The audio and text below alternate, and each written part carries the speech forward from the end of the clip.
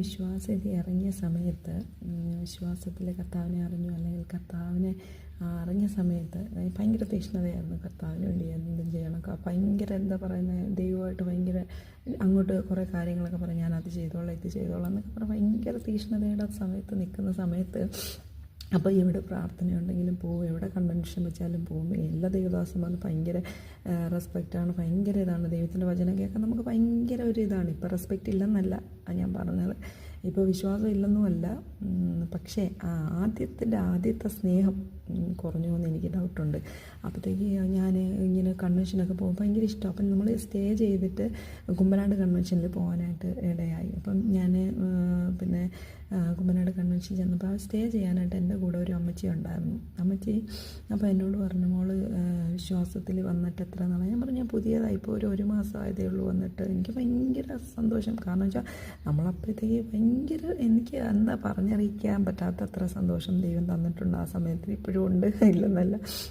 അപ്പോഴത്തേക്ക് ആൻറ്റി എന്നോട് പറഞ്ഞു, മക്കളെ സഹിപ്പാനും ക്ഷമിപ്പാനും വഹിപ്പാനുമുള്ള കൃപ തരാനായിട്ട് നീ ദൈവത്തോട് പ്രാർത്ഥിക്കണം എന്ന് പറഞ്ഞു. അപ്പം ഞാൻ പറഞ്ഞു, ആ അമ്മച്ചി ദൂത് പറഞ്ഞത് കറക്റ്റാട്ടോ. കാരണം എൻ്റെ പിന്നീടുള്ള ലൈഫിൽ അങ്ങനെയുള്ള സിറ്റുവേഷൻ വരുമെന്ന് അമ്മച്ചിക്ക് കർത്താവ് വെളിപ്പെടുത്തിയായിരിക്കാം, എനിക്കറിയില്ല.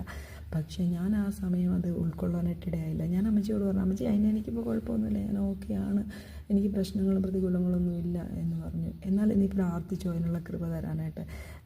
എന്നാൽ ഇപ്പോൾ അതിനുശേഷം കുറച്ച് നാളുകൾക്ക് ശേഷം പ്രതികൂലങ്ങൾ, പ്രതിസന്ധികൾ, സഹിക്കാൻ വയ്യാത്തതൊക്കെ മുമ്പിൽ വന്നപ്പോൾ എന്ത് ചെയ്യണമെന്നറിയാം, പകച്ചെന്നപ്പോൾ സ്വയം ഹാൻഡിൽ ചെയ്യാമെന്നൊക്കെ വിചാരിച്ച് അവിടെ എല്ലാം പരാജയപ്പെട്ടപ്പോഴും.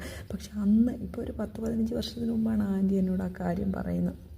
അന്നത്തെ ആ അമ്മച്ചി പറഞ്ഞ വാക്കുകൾ ഇപ്പോഴും എൻ്റെ ചെവിയിൽ, ഞാനിങ്ങനെ തളർന്ന് പോകുമ്പോഴൊക്കെ സഹിപ്പാനും ക്ഷമിപ്പാനും വഹിപ്പാനുമുള്ള കൃപ, ഇത് മൂന്നും നമുക്ക് വേണം ദൈവമക്കളെ. കാരണം വെച്ചാൽ ഒരു വിശ്വാസത്തിൽ നിൽക്കുമ്പോൾ, ഒരു വിശ്വാസിയായിട്ട് നിൽക്കുക, അല്ലെങ്കിൽ ഒരു വിശുദ്ധിയോടെ ഒരു വിശ്വാസത്തിൽ ഉറച്ച് നിൽക്കുക എന്ന് വെച്ചാൽ അത് ഭയങ്കര പ്രതികൂലമാണ്, ഭയങ്കര പ്രശ്നങ്ങളാണ്. നമുക്ക് എല്ലായിടത്തു നിന്നും പ്രശ്നങ്ങൾ വരും.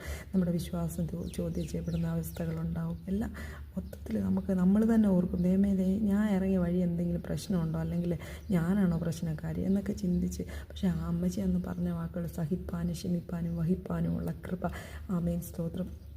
ആ കൃപ നമ്മുടെ മേൽ വന്നു കഴിഞ്ഞാൽ ഉണ്ടല്ലോ, ഏത് പ്രതിസന്ധികൾ വരട്ടെ, അല്ലെങ്കിൽ ഏത് വിഷയങ്ങൾ വരട്ടെ, അത് നമ്മുടെ കർത്താവും സഹിച്ച ദൈവമല്ലേ, സഹനത്തിൻ്റെ ദൈവമല്ലേ. ഹല്ലേലൂയ, സ്തോത്രം.